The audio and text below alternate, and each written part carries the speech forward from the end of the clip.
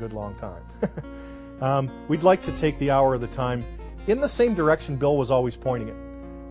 We don't want to deviate too far from that. Granted, we have to make the hour of the time a bit more our own. Bill Cooper's not around anymore, and we are constantly receiving emails, both good and bad, some saying, excellent job guys, really appreciate what you're doing, and some of them saying, you know, Bill wouldn't have done it this way. Well, unfortunately Bill's not around anymore, and he's not here to tell us how he might have done things. I think between Doyle and myself, we have a good understanding of what Bill would have wanted us to do. Some of it's in writing, and those things we are following to the T. And definitely the pursuit of truth is key, and the more knowledge you get, the closer you get to that goal. I've seen too much through my life happenings to verify the problems and this whole one world government scheme. They're definitely not backing off. I've been privy to too much knowledge and research materials to give it up now. The naysayers out there that say it can't be reverted back, or our only choice is to sit here and wait for Christ to come because we're doomed or whatever, I don't agree with, because the same thing was told to the founding fathers and framers. And look what that small handful of men and colonies did and the ripples it caused around the world, and forever in world history what it's going to have caused. You know, they took on the British Empire. The sun never sets on the British Empire was the logo at the time, and the most powerful government in pretty much world history to that point. And they took it on, a bunch of people that knew that what was going on was wrong, and defeated it. And because of that, the Revolution, the Declaration of Independence, and the Constitution and Bill of Rights, we completely rewrote the history of mankind, this country did.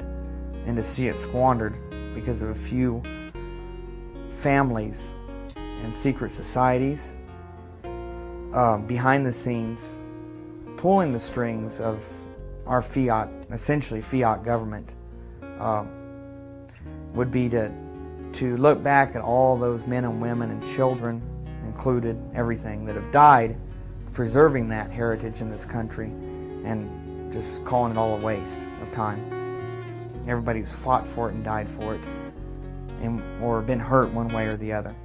That would be a complete waste of their lives, and to throw it away directly myself with possession of Bill's archives and stuff would just be saying that Bill's life was meaningless, to just box it up or just to turn it off and say later.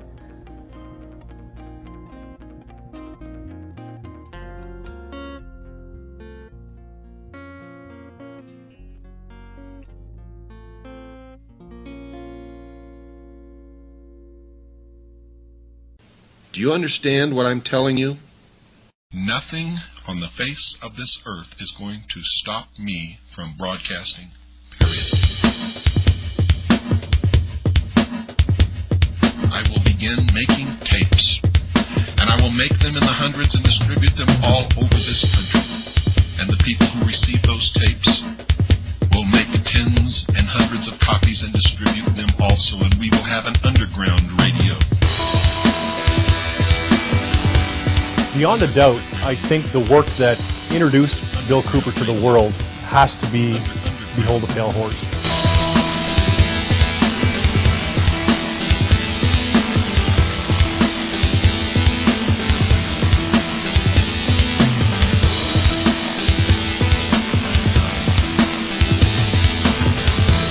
And Bill told him point blank, do not come up here, you're not welcome, I'm not talking to you. And you go back and tell your bosses that there's not going to be another Waco or Ruby Ridge in this country.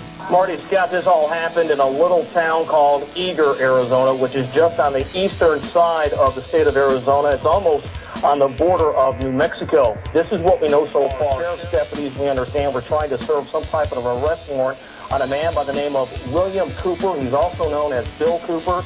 Do you understand what I'm talking about? What is our common bond truly? Freedom! In this case, Bill Cooper was shot to death. We do have a crew en route to Eager, Arizona, and we'll have a lot more coming up on tonight's news. Most people are no better than animals who do not have intelligence because they don't use their intelligence. And to these men who control things behind the scenes, you are stakes on the table by choice and consent, and will always be ruled and manipulated and enslaved by people who do use their brains. Bill hated right wing, hated left wing. He hated these labels. He was an American. He believed in the U.S. Constitution. And if you were right wing, you had an agenda. If you're left wing, you had an agenda. Bill had no agenda.